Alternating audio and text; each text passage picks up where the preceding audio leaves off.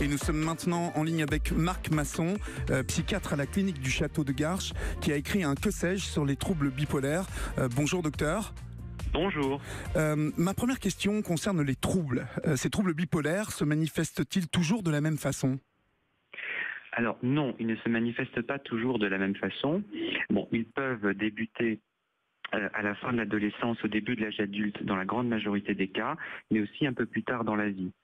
Ils peuvent commencer dans 60% des cas par une phase dépressive et dans 40% des cas par une phase d'excitation. Le témoignage de Paola et d'Alexandre nous a fait comprendre qu'il y avait deux phases d'excitation possibles. Oui. Une plus modérée, qu'on appelle la petite manie ou l'hypomanie, et puis une beaucoup plus extrême, avec beaucoup plus d'agitation, qui est la crise maniaque complète. Ce qui correspondait en fait à Alexandre, hein, cette... Alexandre qui souffrait, oui, de crise maniaque beaucoup plus sévère. Mm-hmm. Et donc, quand on souffre de crise maniaque sévère, on souffre d'un trouble bipolaire de type 1. Et quand on a un trouble bipolaire qui se caractérise par une alternance de dépression et d'hypomanie, donc de manie modérée, et bien là, on souffre d'un trouble bipolaire de type 2. Pourquoi est-ce si difficile de poser le bon diagnostic ?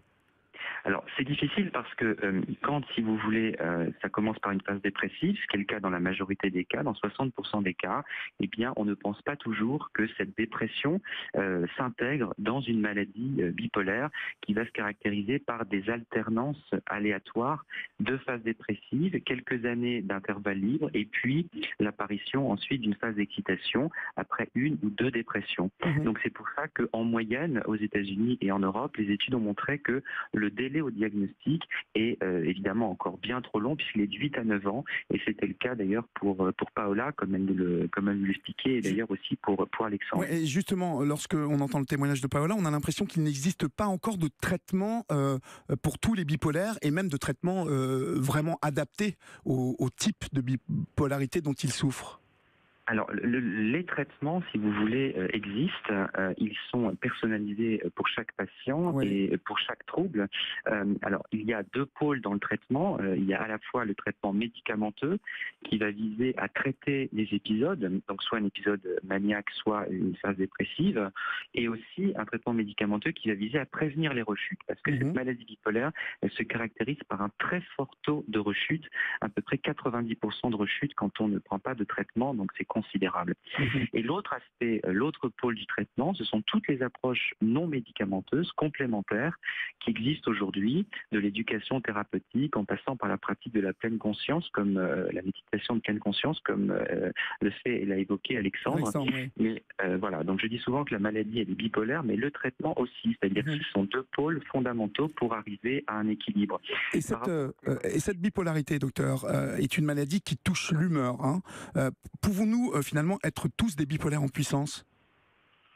Alors non. Nous avons tous une humeur qui oscille entre le pôle du plaisir et celui de la douleur ou du mal-être. L'humeur, par définition, est instable. Mais par contre, nous n'avons pas tous une vulnérabilité pour développer un trouble bipolaire. Et le trouble bipolaire s'origine, si vous voulez, dans un dérèglement de la production des émotions et de la régulation des émotions dans notre cerveau.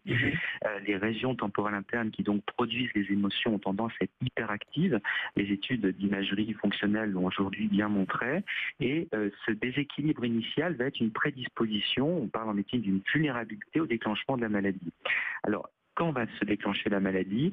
Eh bien, à la faveur soit d'un facteur de stress violent, soit à la faveur d'une prise de toxiques, à la faveur d'une grande privation de sommeil, parce que les personnes qui ont un trouble de l'humeur, un trouble bipolaire, ont une grande fragilité au niveau de la régulation du rythme veille-sommeil, et ça peut être l'occasion d'une entrée dans la maladie. D'accord. Docteur Masson, restez en ligne avec nous. Je rappelle que vous êtes psychiatre à la clinique du Château de Garches et auteur d'un Que sais-je sur les troubles bipolaires.